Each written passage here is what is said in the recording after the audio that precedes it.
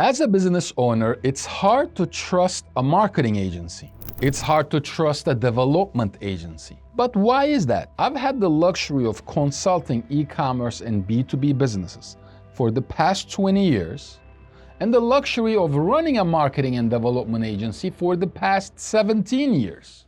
This position allowed me to have a wealth of information as well as experience in terms of what other business owners look for and care about. I have clients who have been with me for 17 years. Those same clients have paid me millions of dollars in fees. So what I'm about to share with you on how you can trust a marketing or development agency, how business owners make decisions when they buy consulting or when they outsource this kind of work, what kind of relationship or partnership is valuable to them, where the value proposition of an agency is, and finally, the thousands of objections that I have heard over the past 20 years. So, first of all, you have to do business with somebody who is legitimate. And I will start this high level. Legitimate means if they cannot do it for themselves, they cannot do it for you.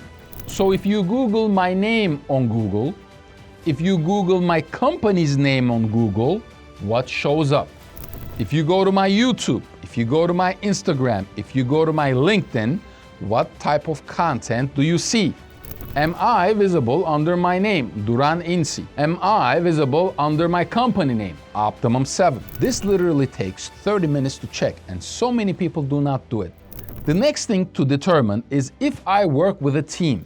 Now, I get these kinds of emails and LinkedIn emails a lot, and I'm sure that most of you out there get the same pitch. Somebody reaches out to you and says, I can do SEO for you, or I can generate leads for you. But when you look them up, they're a one-man operation. You cannot outsource work to a one-man operation. You have to make sure that you go to their LinkedIn profiles, that there's an actual company, and they have employees that work under that company. Why? Because the odds of a one-man operation helping you with your marketing and your technology are very slim. Just think about the wealth of information that is needed to execute a marketing project properly, or to execute a web design or web development or migration project possible. The value in a one-man operation or a freelancer is simply just not there.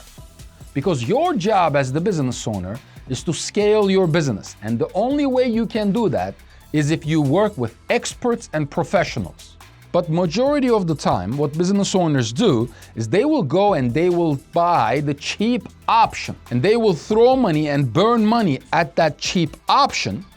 And they will wonder why it's not working. And then they generalize everybody else that offers that service. It's literally the definition of insanity.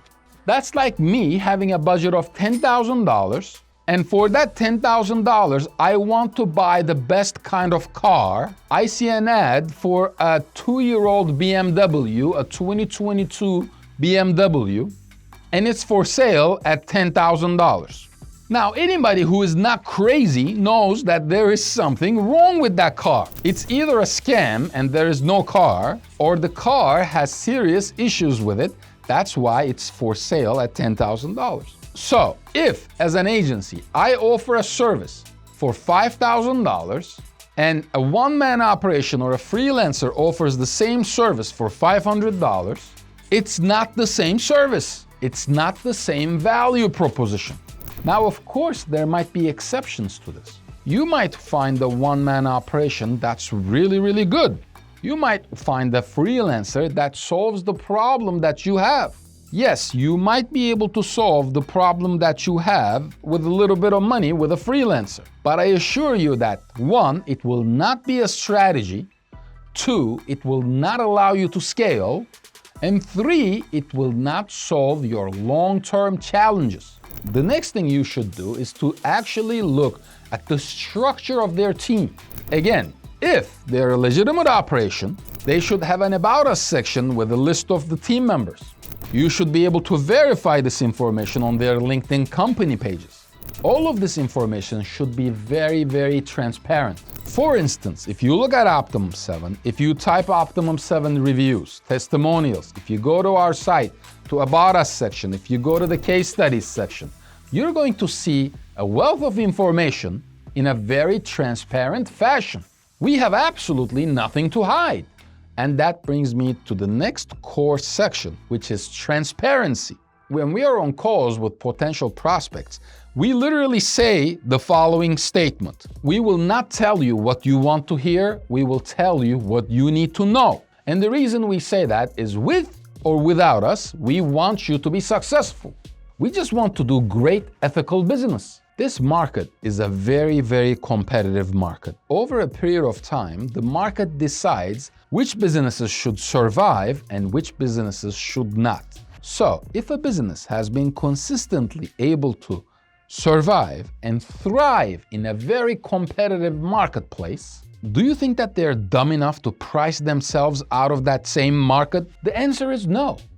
Optimum 7 has been in business for the past 17 years. Again, if I quote a project for $30,000 and there's somebody else that quotes it for $3,000, they either have a crazy technology or process that I'm not aware of, which is very unlikely. They're delusional and they don't have experience. They are over-promising the work they have to do, or they are guiding you in the right direction and acquiring that money from you, and they will ask for more money in the future and torture you during this process. The decision-making process is quite simple. God forbid, if you had a brain tumor, would you pick the surgeon that gives you a bargain on price? And this is what most of the business owners do not want to admit. The urgency or the significance of that project or of that execution is just not that important to you. This is all about a decision-making process, where as the business owner, you have to make the best decision for the future of your organization. Now, as you are searching for an agency or attempting to trust an agency, the next step is to actually vet their experience and their expertise. What I've said so far is just common sense. Moving forward, you look at the quality of their case studies. You review the clients they have, and you look at the types of projects that they have completed. Again, if you're hiring an agency for SEO, you have to make sure that they can do SEO for themselves before they can do it for you. You'd be amazed at how many agencies there are out there who do marketing and they don't even have any articles, any content, any blog posts, any ads on Meta, any ads on AdWords. They simply exist with word of mouth. If they cannot do it for themselves, how are they going to do marketing for you? And crazy enough, so many of the business owners hire these agencies. And then they get burned by these agencies, and then they come to Optimum 7 and other legitimate agencies, and they say, I've been burned by an agency before. You were not burned by an agency. You made the wrong decision when you bought that service. Let's be real, you bought a cheap service. Now, how can you avoid this in the future? 1, establish a very, very basic scope and a budget. It's impossible to get a budget from decision makers. If you don't have a budget, you don't know where you are going. Right now, there are 3 cameras in this room. We're in a studio. I pay $500 a month for this studio. There's a cameraman behind this camera. I pay $3,000 a month for him. There are 3 other video editors that are going to edit these videos. I pay another $10,000 for those individuals. There are probably $1,000 a month worth of tools that we use. So if you add all of that up, my budget for this video production, where I'm attempting to generate leads from my viewers, people just like you, is $15,000 a month. Am I going to make this money back tomorrow? No. Am I going to make it back in 6 months? No. Am I going to make this money back in 24 months? Yes. So I'm realistic about my expectations. I have a set budget that I want to spend, and I'm investing in the future of my organization's brand visibility, as well as my own personal brand. and unwilling to spend $15,000 a month for it. If you cannot break down your objective and your budget in this manner, you are not fit to outsource to any agency or any company. You will make mistakes. All right, we talked about a lot here. Let's recap. Let's say, for the sake of the argument, that you did all of this and you nailed it. You did an incredible job. You checked their LinkedIn, you vetted the agency, you looked at their employee profiles, you set up the budget, you reviewed their case studies and their testimonials. Everything looks great. Then you got on a phone call with them. They sound legitimate. They sound knowledgeable. They're experts. Everything is beautiful. What's next? Before you sign the contract, ask them for direct referrals and to speak with those referral clients over the phone, and ask those clients that have been with those agencies for years tough questions. Not generic stuff like what did they do for you and how did they increase your business, but tough questions like the return on investment, the value that the agency offers to them. Is it saving time? Is it making more money? Is it becoming more efficient? What is the value proposition? Because everybody buys for different reasons. And once you do that, and once those conversations go great, and only then you sign the agreement with that agency.